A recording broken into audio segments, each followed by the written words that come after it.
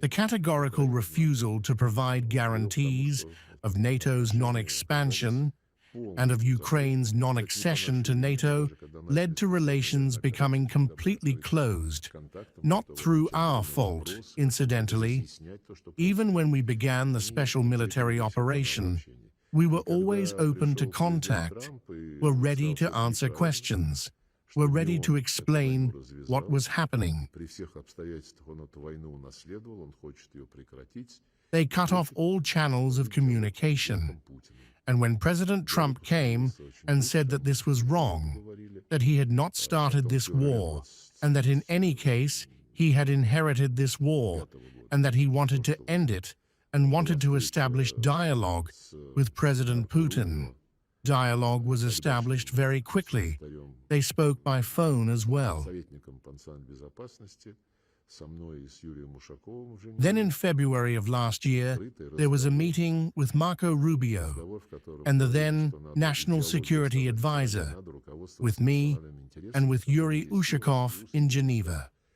It was an open conversation, a conversation in which it was said that ideology must be set aside, that one must be guided by national interests, which both Russia and the United States, and other states, of course, have. Before this, Mr. Witkoff several times visited Moscow on behalf of Donald Trump, set out ideas, and then the Americans formalized these ideas by the time of the Alaska meeting and conveyed them to us. Comments on this score were made by all participants, including our president and your humble servant. And speaking briefly, we accepted the proposal that was made to us in Alaska. We remain committed. The president has reminded of this more than once. We remain committed to that agreement.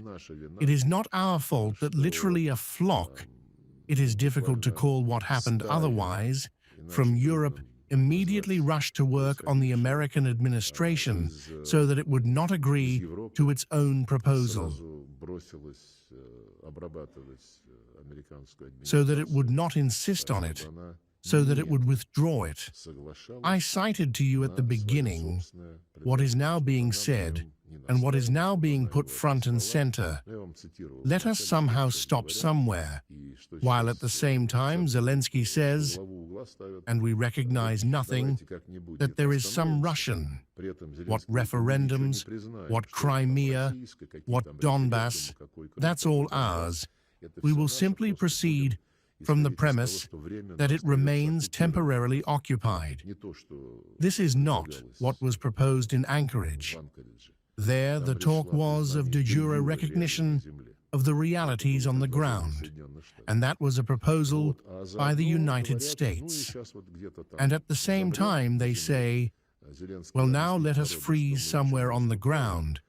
Zelensky will explain to the people that we are conceding nothing, and then we, the West, will guarantee the security of the remaining Ukrainian regime without changing anything in it, not changing its Nazi essence, not with regard to the crudest violations of human rights and the rights of national minorities, linguistic, religious, and with regard to the glorification of Nazism, which is legislatively enshrined and actively applied in practice among them. Our relations with the USA are not at a freezing point. Our relations are open. We communicate regularly at the most varied levels and are always ready for contacts. Some contacts we initiate ourselves. Some are conducted at the request of the American side. We do not speak of all of them because we consider it important not so much to wave the flag of developing relations with the USA as to resolve issues, and very often practical results depend on how much silence is maintained. But I have said this more than once. I want to record it once more.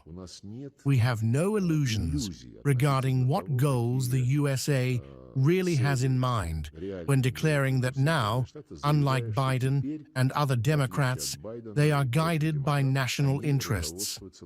National interests are enshrined in a whole range of doctrinal documents, including the National Security Strategy and the Energy Strategy, in which the goal of dominating energy markets is directly stated. This goal is being actively pursued. This includes Venezuelan oil, and now around Iranian oil as well. They are trying to construct various combinations with an eye to deriving benefit from Iranian oil in one form or another. Look at what decisions have been made already by the Trump administration. Not simply extending Biden's sanctions. All the sanctions introduced against us by Biden are being extended, but decisions were made regarding Lukoil and Rosneft. They are being pushed out of all projects of an international character, leaving only activity inside Russia, with the rarest exceptions. Therefore, we look at the situation soberly. Of course, we are interested in the fact that when the Ukrainian crisis is settled on the basis of full consideration of Russia's legitimate interests, we will naturally be interested in restoring and resuming investment cooperation with those countries that will be ready to do this on an equal, mutually respectful, and mutually beneficial basis. In our sense, such intentions, such companies that are ready to work on these terms in the United States do exist, and there is also interest from the administration. But let us see what remains of the promising, mutually beneficial projects by the time the USA says, well, thank goodness, we have settled Ukraine. Let us now talk business. For now, they talk about business only in a theoretical sense. Let us sort out Ukraine, and then there will be this, this, and this. There may be very little left by the time the Americans propose beginning such a conversation in a business-like manner. And I want to conclude by saying that the situation in the world once again confirms that the upcoming anniversaries this year of our relations with the People's Republic of China will be devoted not only to ceremonial events, although this is very important. It is important to maintain among our public opinion, both in Russia and in China, it is important to maintain awareness of the significance of our friendship, our strategic partnership, our readiness to act shoulder to shoulder in current conditions. And of course, these anniversary contacts will to a large extent be devoted to defining our common interests and working out concrete approaches to advancing these interests in conditions of the most profound changes on the international arena.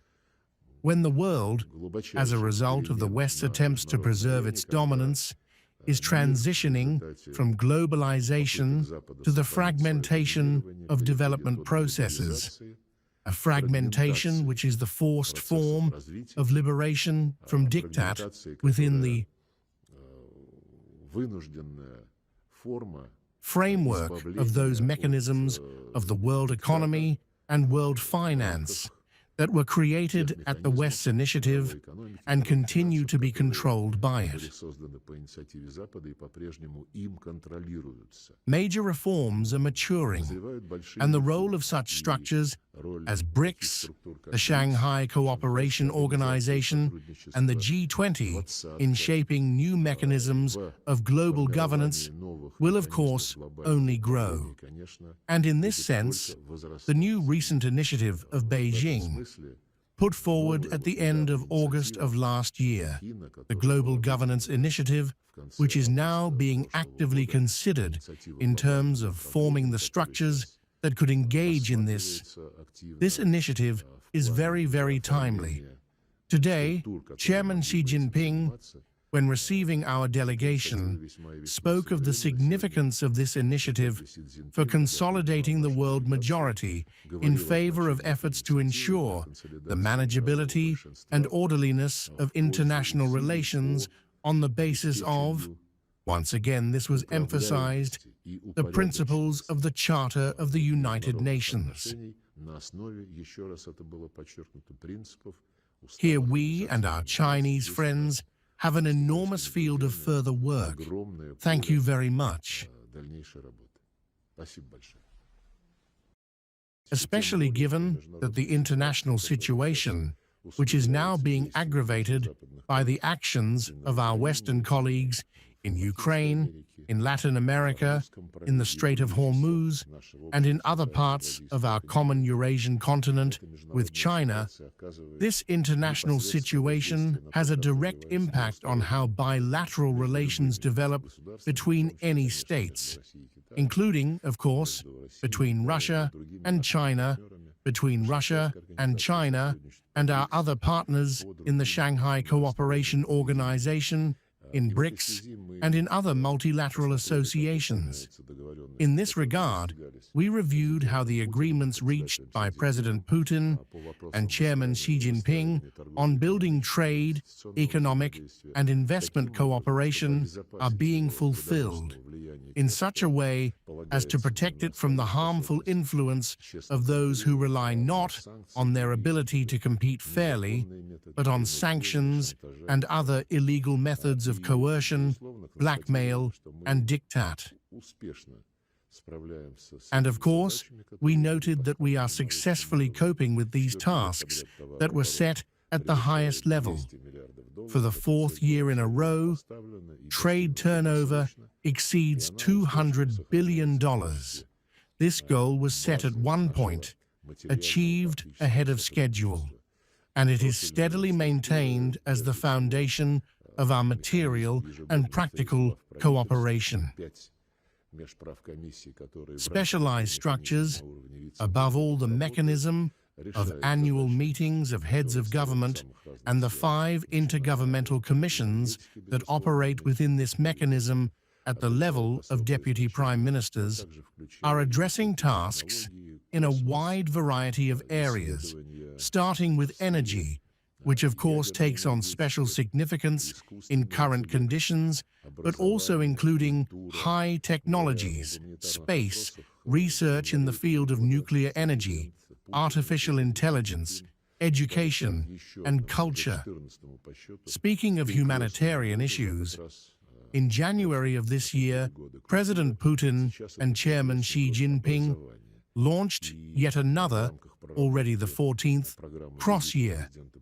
This time, unlike previous years of culture, it is a cross-year of education. As part of the preparation of President Putin's visit to China in the first half of this year, we proposed that special attention be paid to this area of education in preparing the summit agenda.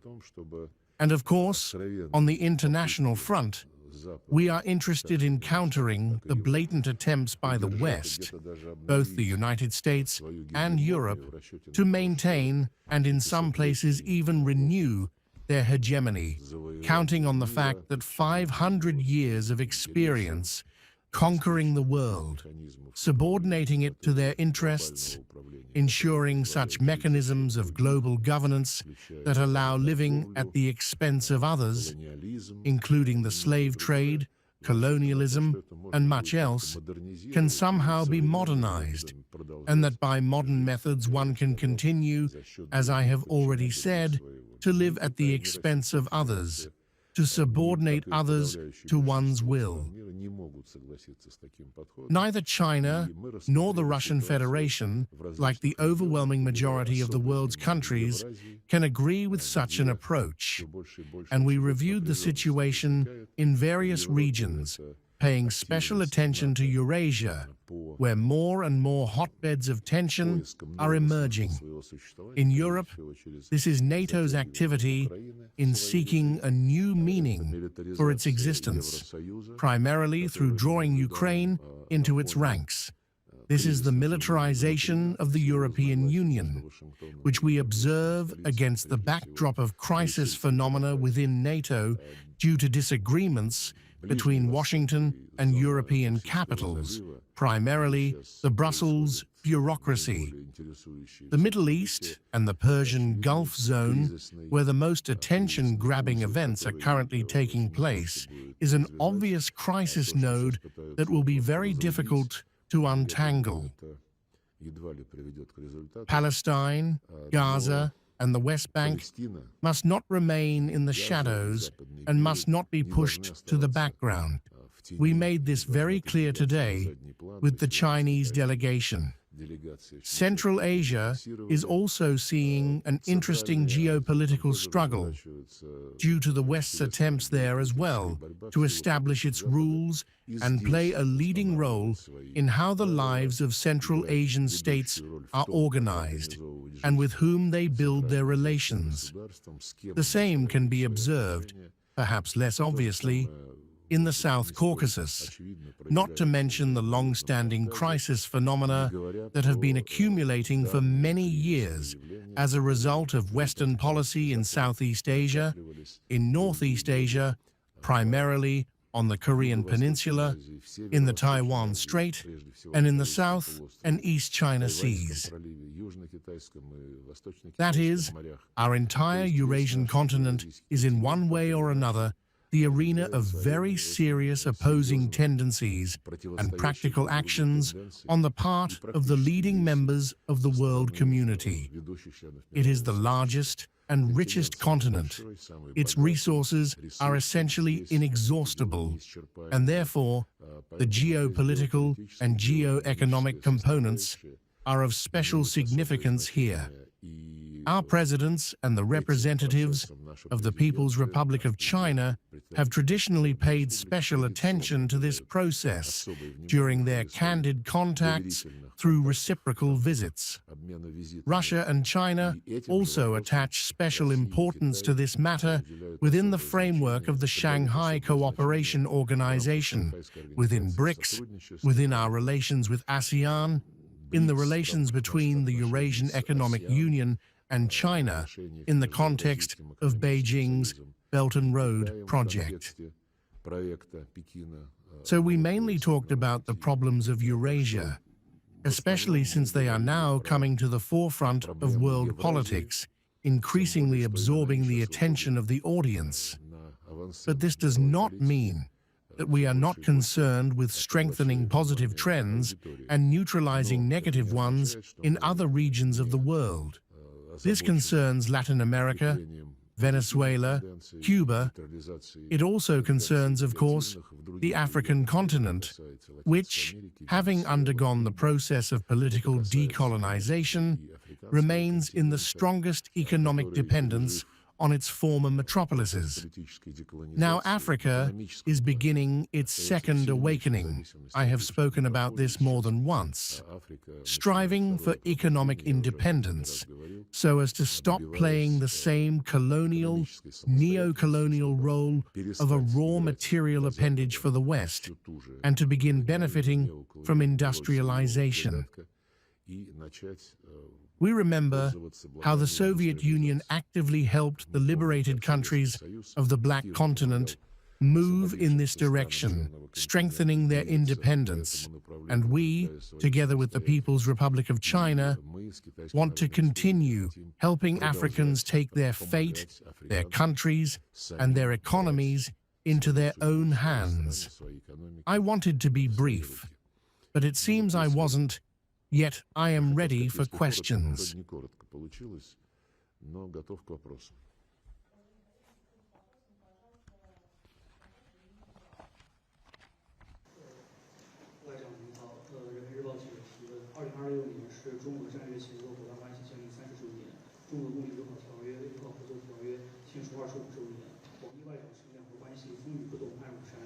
俄方如何定义当前中俄新时代全面战略协作伙伴关系的本质制度呢？谢谢。Уважаемый господин министр, у меня следующий вопрос. В нынешнем году Россия и Китай отмечают 30-летие установления стратегического взаимодействия, а также 20-летие нашего основополагающего договора о добрососедстве. This year, Russia and China are marking the 30th anniversary of the establishment of strategic cooperation, as well as the 20th anniversary of our foundational treaty on good neighborliness, friendship, and cooperation. I fully agree with the characterization of our relations as relations unshakable in the face of any storm. This is not merely a slogan, it is a statement of fact, which has already been proven by a whole series of processes in which Russia and China play a stabilizing role in the tendencies that are now competing to prevail in international life. The tendencies we support consist precisely in unwavering cooperation in order to promote the ideals of justice, the ideals of equality, the ideals of non-interference in each other's internal affairs, the ideals of respect for the sovereignty of every state, and of course, respect for the right of peoples to choose their own path of development. All of this is enshrined in the UN Charter. And when Russia and China put forward their objectives, formulated in the form of the slogan you just mentioned, and there are other slogans too, shoulder to shoulder, back to back, promoting our interests. We mean, first and foremost, the necessity for all countries to return to respect for the UN Charter. But unfortunately, our Western colleagues, even when they signed the UN Charter in 1945, did not, as in the case of signing many other documents in the subsequent era, actually intend to fully comply with the UN Charter. Take such a principle of this document, the most important document of international law, as the sovereign equality of states. Look at any actions of the West after 1945, when this principle became international law, and see how much the West observed the requirements of sovereign equality of states, of respect for the sovereign equality of each state. In not a single conflictual episode of our past history was this observed, nor is it observed now, as confirmed by the self-arrogated right of the West, Europeans and Americans, to declare someone a pariah, to impose economic sanctions against someone, to ban someone from entering somewhere, to sever already signed agreements in the field of cultural exchanges, to expel someone from festivals merely because a person has not signed on to what are openly Russophobic neo-Nazi slogans of the Brussels bureaucracy. Therefore, with the People's Republic of China, you know, strength lies in truth. And what is the truth? The truth is that everyone has ratified the UN Charter, and it must be fulfilled. And we, like our Chinese friends, while remaining committed to all those lofty ideals enshrined in the UN Charter, regard them not merely as ideals, but as a guide to action. And that is why we have very firm positions. And that is why Russia and China are supported by a large group of countries that we call the global majority. Could you tell us what will be memorable about this, if there is some program in this regard?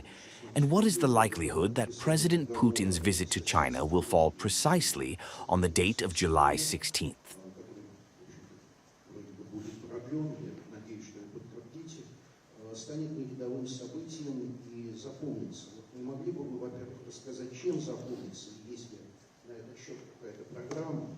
И какова вероятность, что именно на эту дату, 16 июля, придется визит президента России в Китай? То есть вы хотите, чтобы я сказал, чем запомнится то, I think that the program that will accompany the procedure for renewing the treaty is being agreed upon. And I think you understand perfectly well that in state affairs, programs of this kind are not disclosed until they have been finally approved. The same applies to the timing and the substance of visits, of any visits, and especially those at the highest level.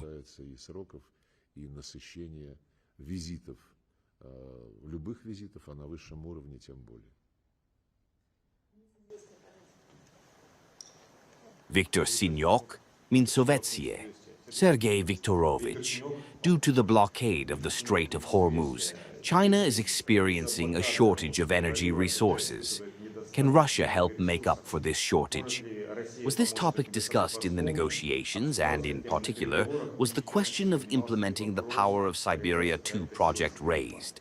Russia can, of course, make up for the resource shortfall that has arisen both for the PRC and for other countries that are interested in working with us on an equal and mutually beneficial basis. Russia has spoken about this more than once. The President has touched on this topic, including in connection with the plans of European states, in the form of the European Commission, to completely sever any ties with Russia in the energy sector, meaning the supply of our hydrocarbons. It is not for nothing that now in Europe, when this crisis erupted following the unprovoked aggression of the USA and Israel against the Islamic Republic of Iran, it is not for nothing that in Europe, official figures are already appealing to the European Commission to take pity on the national sovereignty of EU member states and to postpone the plans for completely shutting off the tap. Speaking figuratively, they are beginning to understand that if Europe now gets off the Russian oil and gas needle, as they put it, it may automatically fall onto the aspen stake of the energy dependence of another great power, and that other great power is already actively sharpening this aspen stake for the Europeans. So now there is such a pivotal moment, which is quite interesting.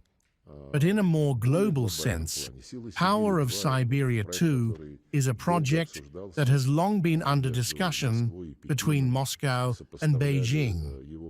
They have been comparing its advantages with the energy infrastructure routes that have already been created, and how they will harmoniously combine, including with those projects being developed in Central Asia within the framework of the Belt and Road. This is a vast continent, and one very much wants, within the framework of what President Putin has called the emerging Greater Eurasian Partnership, to avoid duplication and to create a group of integration participants who, while developing their sub-regional programs, will harmonize and complement each other. The Eurasian Economic Union has such relations with the Shanghai Cooperation Organization. It, EAEU, also has an intergovernmental agreement with the People's Republic of China on the harmonious combination of the Eurasian Union's integration plans with the implementation of the Belt and Road Project. Both the SCO and the Eurasian Economic Union cooperate with ASEAN. These are, as we see it, the three most active integration associations that seek to coordinate their actions with one another and thereby maximally extract benefit from the advantages afforded by our geopolitical and geo-economic position, primarily our belonging to the great Eurasian continent. But all of this was happening under conditions where the rules of the game in international markets, including energy markets, were more or less observed. Let me recall that these rules were set by none other than the West, primarily within its model of globalization, which the United States actively promoted after the World War, having lined up all its other allies behind it. and promoting this globalization, the dominant role of the dollar, ensuring, in practice, as they believed, that all respected the principles of free competition, the presumption of innocence, the inviolability of property, and much else that has now been thrown on the scrap heap.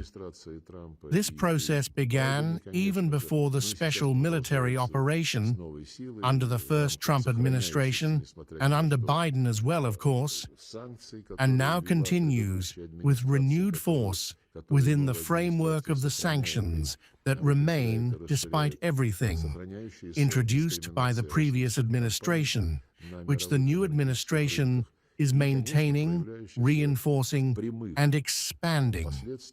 They remain in the discrimination of Russian companies on global energy markets, and of course, they manifest in the direct consequences of the aggressive military policy and military actions to which the United States resorts. Take Venezuelan oil. First, they announced that Maduro needed to be brought to heel because he is the main drug lord, but now no one remembers about the drugs anymore. Now they say the drugs come from Mexico, but we somehow came to an arrangement there. But Maduro, we took him away. Now the oil is ours. They planned the same thing with regard to Iran. President Trump has said more than once that he is ready to take Iranian oil, or at minimum, to reach an agreement to jointly manage Iranian oil with Iran. Now the Strait of Hormuz is blocked. It was never blocked before the attack on Iran, never created any problems with the movement of goods in one direction and the other. Not only energy resources, oil, liquefied, and natural gas, but also food, fertilizers. Many things that, incidentally, largely ensured, and I hope will ensure in significant measure, the normal socio-economic development and normal lives of our close partners among the Arab monarchies of the Persian Gulf. All of this is now under great risk. And nearby, on the other side of the Arabian Peninsula, where the waterways that begin in the Mediterranean Sea pass through the Suez Canal and then reach the Strait of Bab el-Mandeb, which washes the shores of Yemen, including those parts now controlled by the Ansar Allah movement, the Houthis, who are allies of Iran. Now they are already being warned that they too will be bombed if they try to interfere with navigation in this most important artery for world trade. But the question is not who will do what, and who will punish whom. The question, as always, is in the root causes. I have been speaking regularly with my friends from the Arab states of the Gulf over the past few weeks, often with practically all of them, and they cannot object to a thesis that sounds very simply: would Iran have taken any steps to block the Strait of Hormuz, to strike American facilities on the Arabian Peninsula, if it were not for the aggression by Washington and Israel against the Islamic Republic? Everyone understands that this would not have happened.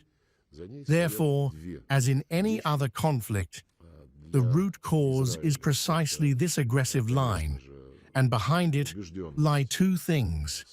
For Israel, it is, of course, an utterly unshakable conviction that Iran must be destroyed.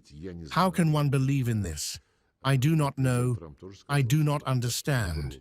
President Trump also said, it kind of slipped out of him, that I will destroy this civilization. You know what kind of resonance that caused. But beyond the ideological drive toward overthrowing the regime that embodies a culture and civilization existing for many thousands of years. And such a goal in itself, of course, cannot command either respect from a universal human standpoint or respect from the standpoint of anyone's conviction in its achievability. And the second task is, once again, the oil markets, which the United States above all sets for itself, in addition to supporting Israel.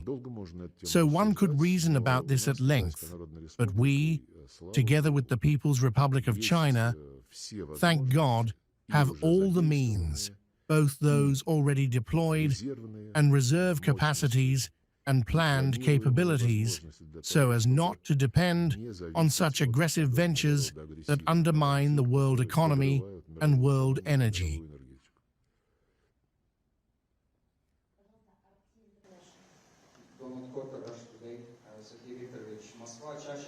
Donald Copper, Russia Today.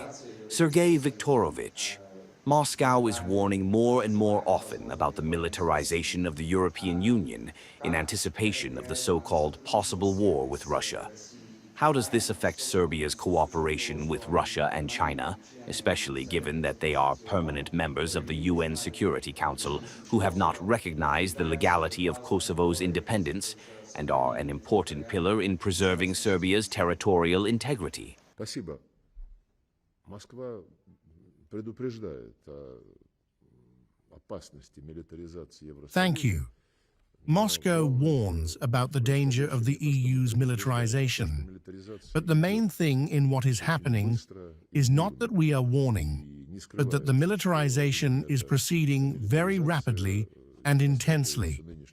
And it is not concealed that this very militarization is viewed by current European elites as, if you will, a guarantee of their own existence. The Americans are in every way cultivating these processes, the processes of Europe's militarization, in line with their policy of shedding responsibility for the security of the old continent. They want everything that was brought about by unleashing a war against Russia through the Ukrainian regime, an illegal regime brought to power by the West 12 years ago. They want all the consequences of this adventure to be borne by Europe, so that these consequences no longer burden the American treasury. This is being said in plain text.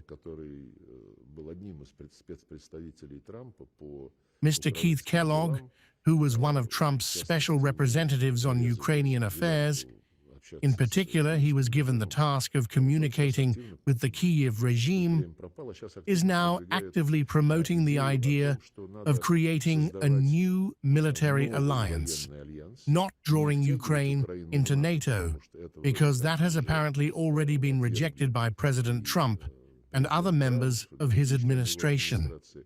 And Kellogg, being no stranger to Washington, is promoting, together with the European grandees, as they are called, the idea of creating a new military bloc with Ukraine as a member, and not even just a member, but as its leading participant.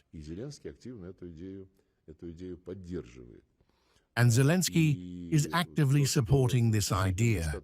And one of the leading military figures, the first senior deputy head of the Pentagon, Mr. Colby, recently stated at Senate hearings that Trump is inclined to push Russia and Ukraine toward a compromise.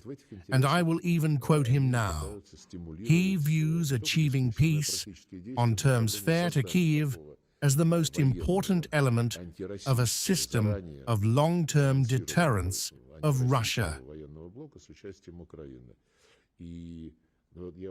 That is essentially everything one needs to know about how the negotiation process, initiated at the initiative of Donald Trump and President Putin, a process we welcomed and continue to express readiness to continue, is going, although we also experienced, and we saw this half a year ago, even more than half a year ago, in August 2025 in Alaska, that we accepted proposals which, as we were convinced, were put forward by the United States with an open heart and the best of intentions.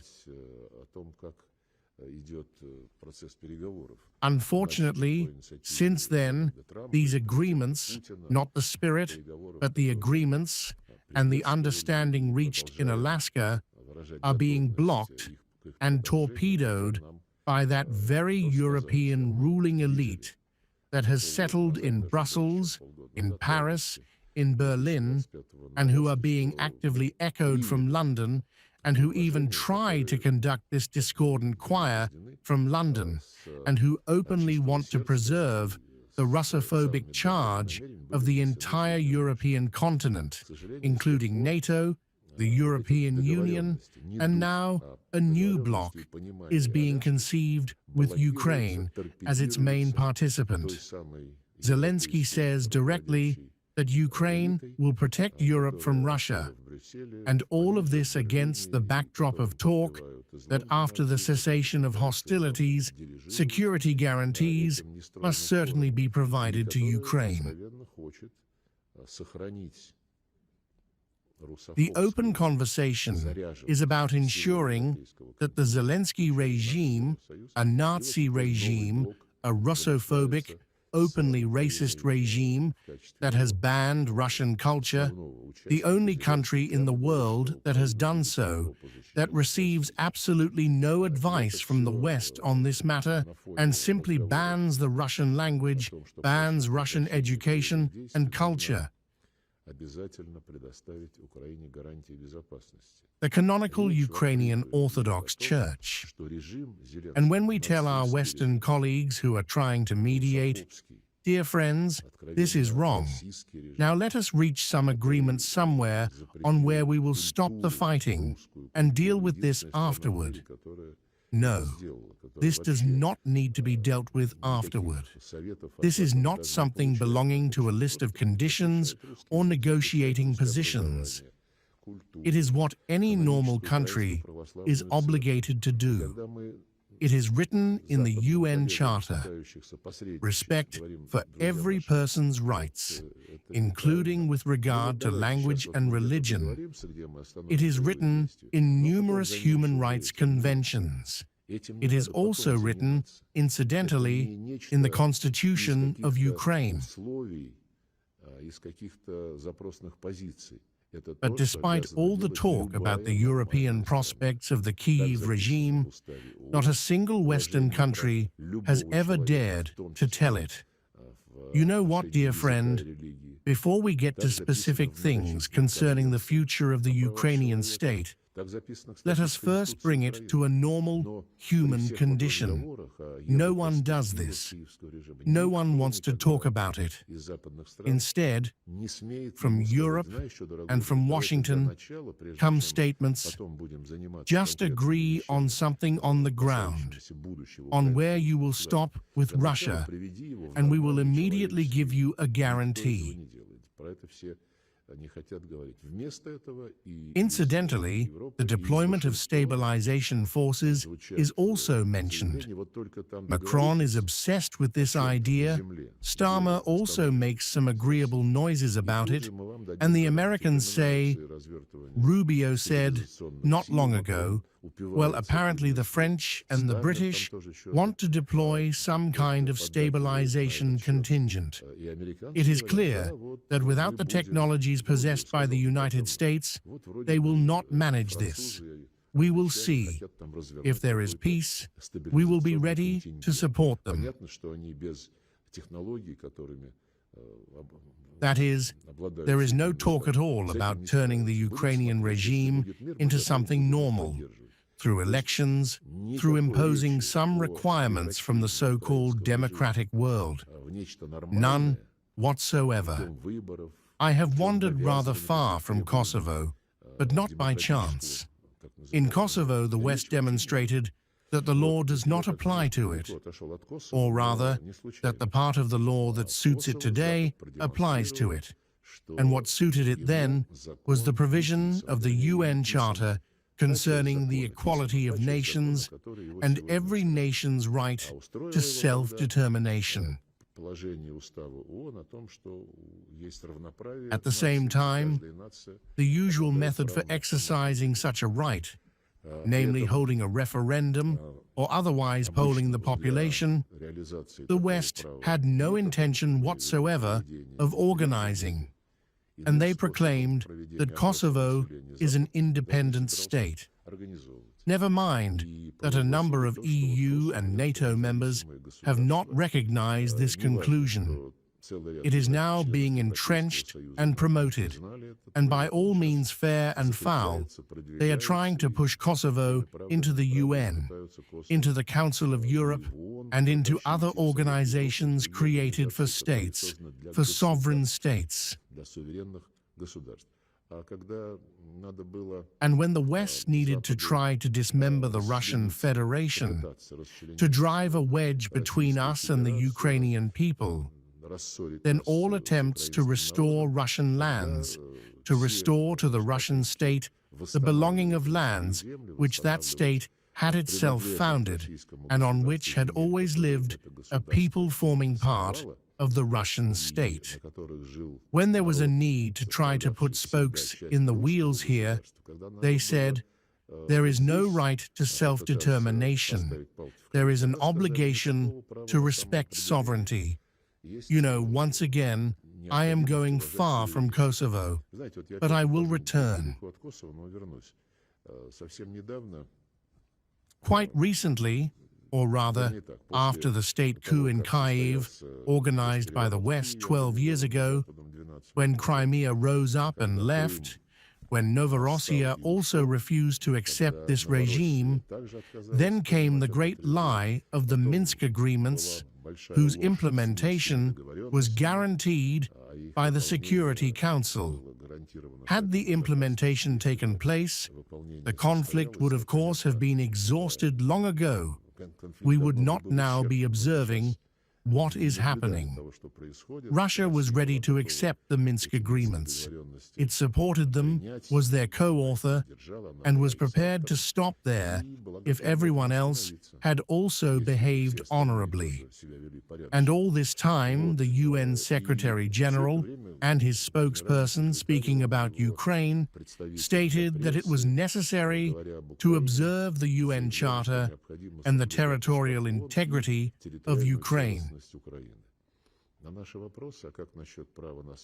To our questions about the right to self-determination, they dodged. And then suddenly, Donald Trump mentioned Greenland, and unexpectedly, the official spokesperson of Mr. Guterres, a Frenchman, declared, "We believe that the problem of Greenland should be resolved on the basis of the UN Charter, respecting both sovereignty and the right of a nation to self-determination." We officially inquired of the Secretariat's leadership, if Greenland has the right to self-determination, perhaps you will now retroactively recognize the right to self-determination of the peoples of Crimea, Novorossiya, and Donbass. That is a different story. I am not joking. That is to say, the primitivism of the policy pursued by the Secretariat's leadership is appalling, and the same applies to Kosovo. On Kosovo, the Secretariat hides behind the decision of the International Court of Justice, to which, incidentally, the Serbs appealed back in 2008. In 2009, shortly after Kosovo's unilateral declaration of independence, the International Court of Justice issued a ruling that when part of a state declares its independence without the consent of the central authorities, this does not constitute a violation of international law. It is permitted. President Putin has more than once, in conversations with Western colleagues, reminded them of this ruling and said at the time, "We believed that in relation to Serbia, this was simply a betrayal of its history, because Kosovo is associated with many, many centuries of the history of the Serbian state. But since you, our president said to Western colleagues, since you have accepted this verdict of the International Court of Justice, why not apply it to the processes that occurred after the coup in Ukraine, especially since, unlike Kosovo, referendums were held there, and to suspect these referendums of falsification is simply impossible. There was a huge number of foreign observers. There is no answer. Therefore, regarding Serbia, I speak about Kosovo, I speak about other things, because probably the Serbian people should understand where they are being invited. And President Vučić, in conversations with President Putin and with your humble servant, has said more than once that the European perspective seems to him to be above all a matter of Serbia's economic interests and the interest of integrating into the infrastructure that the European Union has created. But this interest will always be realized without prejudice to relations with Russia, because the Serbian people, as all public opinion polls show, have a very warm, historically rooted attitude toward the Russian Federation, as well as toward the People's Republic of China. And President Vučić has said many times that he will not enter the European Union on conditions that are anti-Russian. We respect such a position, but we also hear what Europe is saying. Serbia is being told that it can resume accession negotiations if it fulfills two conditions. Recognize the independence of Kosovo, which is already sufficient to understand the anti-Serbian essence of this position by Brussels. And second, you must join all, without exception, the sanctions that the EU is adopting against the Russian Federation. They are trying to turn Serbia into some kind of buffer zone for countering Russia. Unlike the European Union, we are interested in there being unifying infrastructure on the Balkans, both economic and cultural in every sense. The same goal is pursued by the Chinese Belt and Road Initiative, which is also very popular in the Balkans and is being actively promoted. Therefore, of course, we stand for the Serbian people, as does the People's Republic of China, and I have no doubt that we will respect the choice of the Serbian people themselves. They must be asked what future they envision for themselves, and President Vučić understands this perfectly well. He feels the mood of his citizens as a major and experienced politician.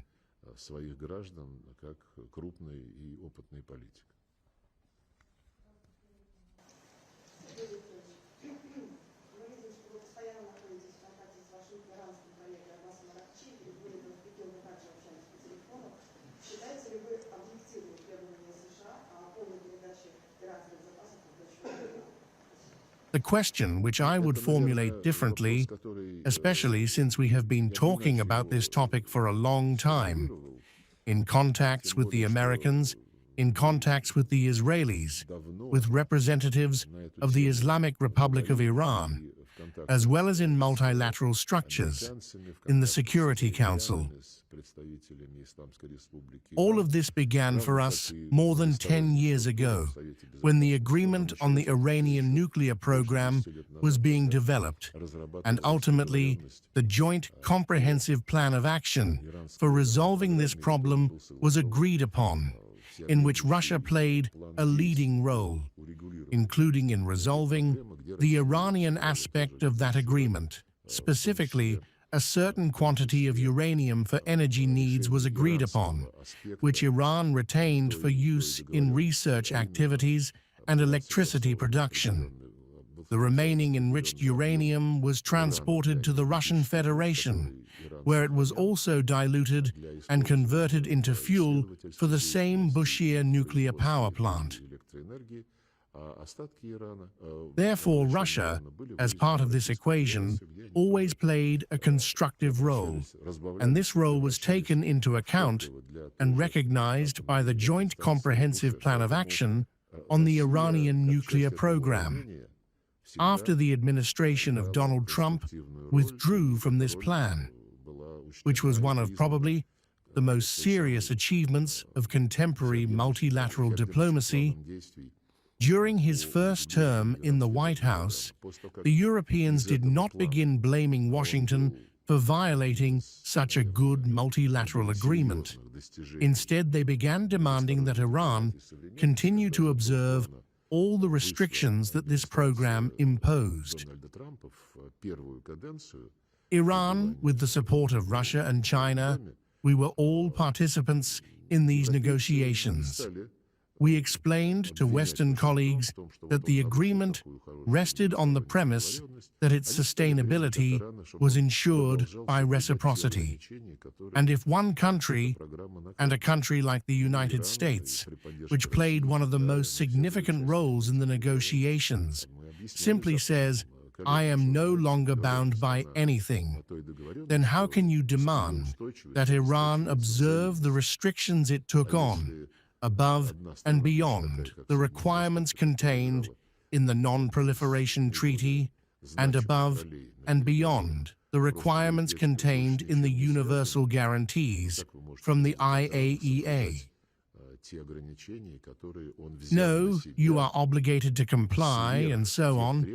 And it was precisely the European Union that played the most harmful role in distorting the essence of the Security Council resolution devoted to the Iranian nuclear program, pulling off what is simply a disgraceful swindle for diplomacy. And now, on the basis of these adventurous actions, declaring that UN sanctions against Iran have been restored.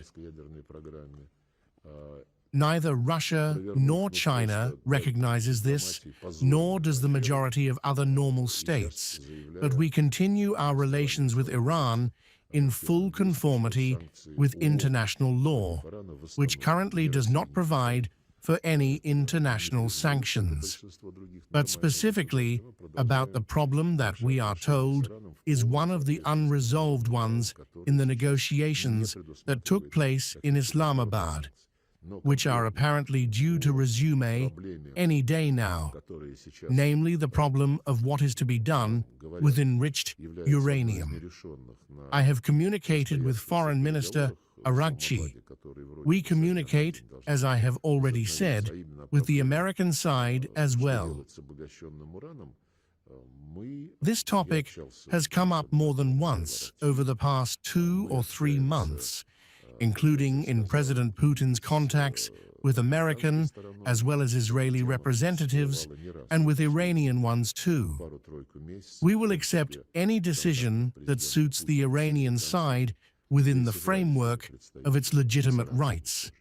And international law provides that every country has the right to enrich uranium exclusively for peaceful purposes. And never, nowhere, not once, has Iran tried to expand these peaceful purposes to encompass some ambiguous interpretations, and thereby tried to use its technologies for military purposes. There is no evidence of this. In Iran, as you know, until the supreme leader, Ayatollah Khamenei, was brutally killed at the beginning of the aggression, there existed his fatwa categorically forbidding the production of nuclear weapons. And the IAEA, despite the fact that Iran was the most inspected country by the IAEA, not once did the IAEA record the existence of any suspicion that enriched uranium could have been directed toward military purposes. Therefore, the right to enrich uranium for peaceful purposes is an inalienable right of the Islamic Republic of Iran. How the Islamic Republic itself, in the course of the negotiations, will exercise this right, whether it will take a pause or will insist on preserving this right, any approach based on this principle, the principle of the universality of the right to enrichment, will be accepted by the Russian side. I very much hope that those directly participating in the negotiations, the American side, in this case, will be realists and will take into account the interests of the entire region and will not continue the unprovoked aggression from which those who primarily suffer, and most of all, let us call a spade, are the allies of the United States, namely the Arab monarchies of the Persian Gulf, our good friends. And we are not indifferent to how such adventures affect their economy, their well-being, their prosperity, their population. Do you believe that Budapest has already been recommended from Brussels to reconsider the priorities of its foreign policy?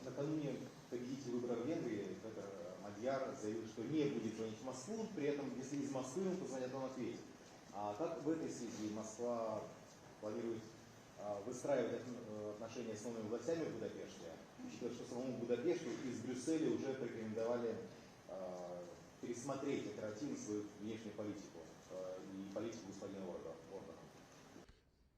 Ну, знаете, мы вежливые люди, поэтому, когда кто-то, ну, например, как президент Макрон, говорит, а я вот скоро позвоню Путину. Ну, мы воспринимаем это как его намерение позвонить Путину. И когда он потом не звонит, мы воспринимаем это как то, что у него изменилось настроение. If the leader of the party that won in Hungary, Mr. Magyar, now says that he will not call Putin, we take this as his personal right to dispose of his own wishes. I do not even want to comment on this. We never shy away from dialogue. The President has said this many times and proved it many times with concrete actions. Of course, one would want the persons entering into dialogue with us to genuinely represent the national interests of their country and the interests of their people. Then the dialogue is substantive. Интересы, национальные интересы своей страны, интересы своего народа. Тогда диалог получается предметным. Sergei Viktorovich, Russia has confirmed its readiness to help regulate the Iranian issue. Is Moscow ready to take on a formal mediating role in a future agreement, similar to the Normandy format? This is more about institutional support. Can Russia initiate a genuine inspection confirming the absence of Iran's nuclear weapons culture and people who settled in the USSR?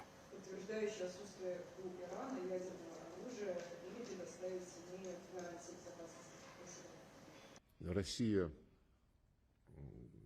исторически, вот, в рамках периода современной истории, была частью процесса, который в итоге привел к согласованию гарантий урегулирования иранской ядерной программы. Russia has historically been part of the process that ultimately led to the agreement on guarantees for settling the Iranian nuclear program.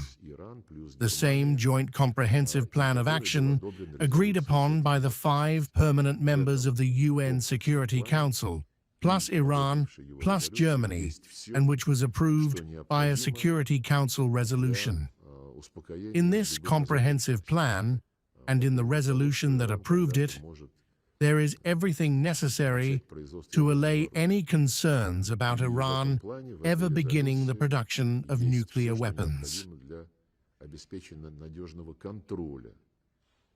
And in this plan, in this resolution, there is everything necessary to ensure reliable monitoring against the transfer of Iran's peaceful nuclear program onto a military track.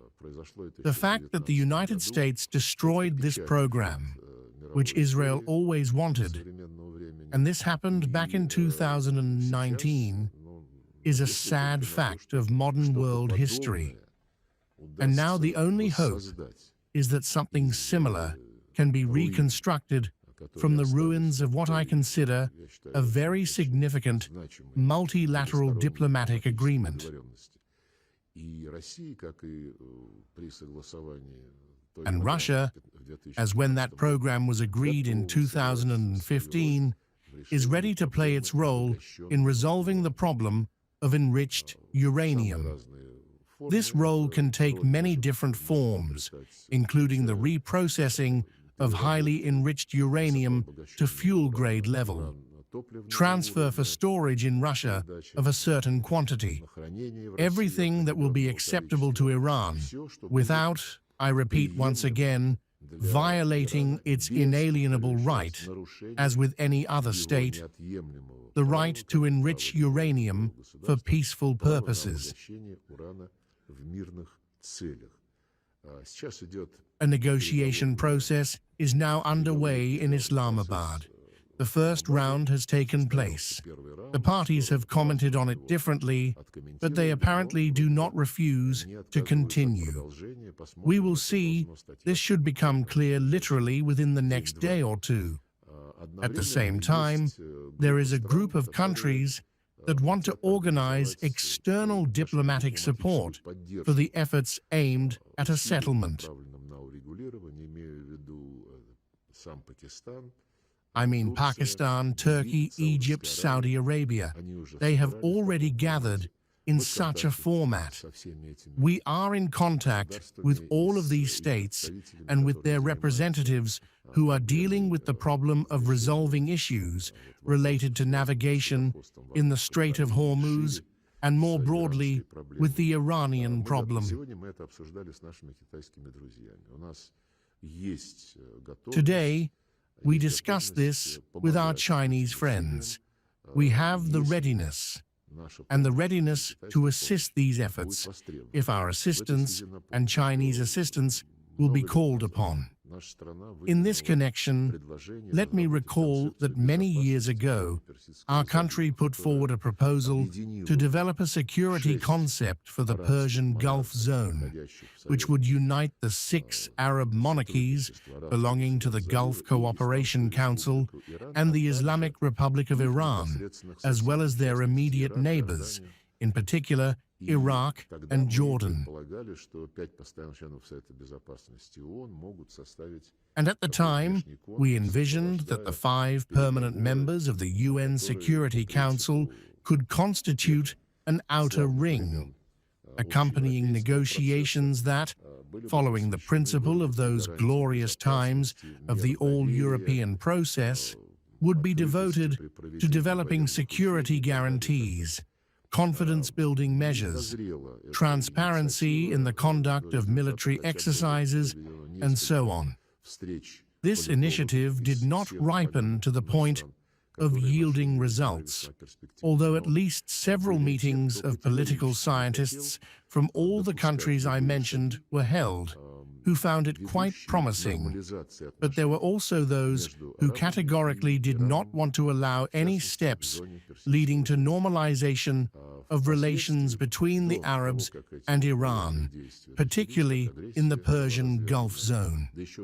Subsequently, before these military actions began, before the aggression was unleashed, and even before the aggression of last June, 2 or 3 years before it, we tried to revive interest in this idea. Our Chinese colleagues put forward a similar initiative and did a great deal to begin a practical process of reconciliation and normalization between the Arabs and Iran. In particular, it was precisely the People's Republic of China, the PRC leadership, who quietly, without any fanfare, facilitated the reaching of agreements between Saudi Arabia and the Islamic Republic. And this, too, did not please everyone, because now you observe what is happening, and behind all of this, in addition to the desire for the existential elimination of Persian civilization, as was declared, in addition to the desire to obtain oil or to establish control over it, there is, of course, also this underlying aspiration not to allow rapprochement and normalization between the Arabs and Iran. For this purpose, among other things, the intra-Islamic tribal contradictions between Sunnis and Shia are being actively exploited and played upon. We, like the PRC, try to act in the opposite direction. And we were discussing yesterday with Minister Wang Yi, discussing how we can, at this stage, facilitate such normalization. I will not go into details, but we feel a growing interest in actually achieving such normalization. We will see how things go, but the position of the Gulf Cooperation Council itself will play a most important role. The Islamic Republic has publicly stated that it is ready for such interaction among the littoral states, so that the Gulf and the Strait become waters of peace, cooperation, and mutual benefit.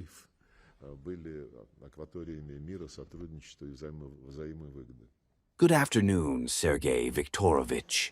On Monday, U.S. President Donald Trump stated that the U.S. might look at Cuba after resolving all issues with Iran. How do you assess the likelihood of this U.S. threat against Cuba being carried out, and what consequences could such a step have both for Cuba itself and for the situation in the world as a whole? And has Cuba approached Russia with a request for mediation in negotiations with the United States? Thank you. I will not speculate right now, because we have heard many statements from Washington, and far from all of these statements subsequently took on the material form of practical actions. We have repeatedly confirmed our firm support for the sovereignty and independence of our Cuban friends. And the statements of Cuba's leadership, including President Diaz-Canel, confirm the resolve to defend the freedom of the Island of Freedom to the end by all methods at their disposal. We, of course, provide Cuba, as does the People's Republic of China, with support, both political, within the framework of the United Nations, and at other forums, and economic and humanitarian. We sent the first tanker with 100,000 tons of oil for Cuba. Of course, that will last a couple of months. I am not an expert, but that we will continue such assistance, and that the People's Republic of China will also continue to participate in such support, I have no doubt whatsoever. And I very much hope that the United States will not return to the times of direct colonial wars, of colonial suppression of free peoples.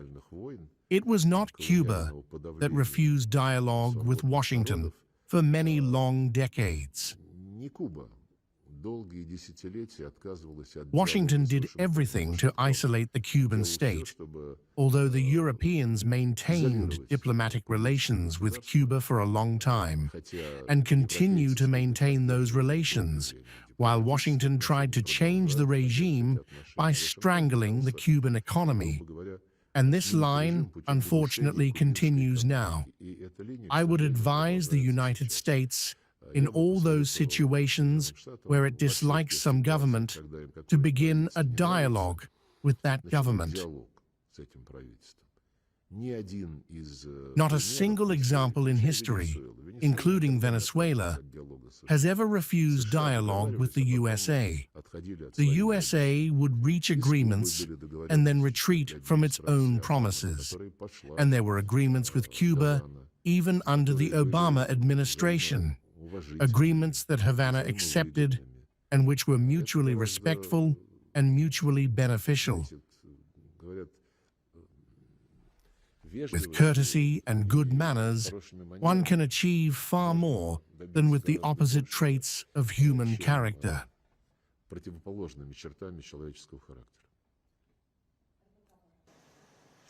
Сергей Викторович, на фоне объявленной Трампом блокады Армузского пролива возникла угроза перекрытия еще одного важного пролива, о котором мы говорили сегодня, Бабель-Мандебского, через который также идут поставки энергоносителей. Допускают ли в Москве, что в отсутствии мирного урегулирования и из-за возрастающего давления на экономики стран региона Персидского залива эти государства могут вступить в конфликт? И насколько, по вашим оценкам, велика вероятность вообще разрастания текущего конфликта? Какие действия предпринимаются Москвой и Пекином в избежании этого сценария? Спасибо большое. Ну, я, по-моему, уже несколько раз в своих ответах. Several times in my answers, I have touched on this topic. They want to draw them into war. I said that there is a strong desire among those who started this war not to allow normalization of relations between the Arabs and Iran. There is a strong desire to advance the concept of two wars. The fact that Iran has been attacked by the United States and Israel means nothing from the point of view of Iran's right to respond, because it begins to respond on the territory of the Arab states of the Persian Gulf. And they did not attack. They declared from the very beginning that they would not provide their airspace, would not allow American bases on their territory to be used for attacking Iran. All of this took place, and we actively supported it in our contacts with the Arabs, including at the highest level. The President had contacts with the President of the UAE and with other leaders. We emphasized that we greatly respect this position. And we do not merely respect their position, we are in solidarity with them in that they should not suffer from this war. But let us be honest. I speak with all my colleagues. It was impossible not to understand that U.S. military facilities on the territory of Iran's Arab neighbors would be targets that Iran would strike in response to aggression against its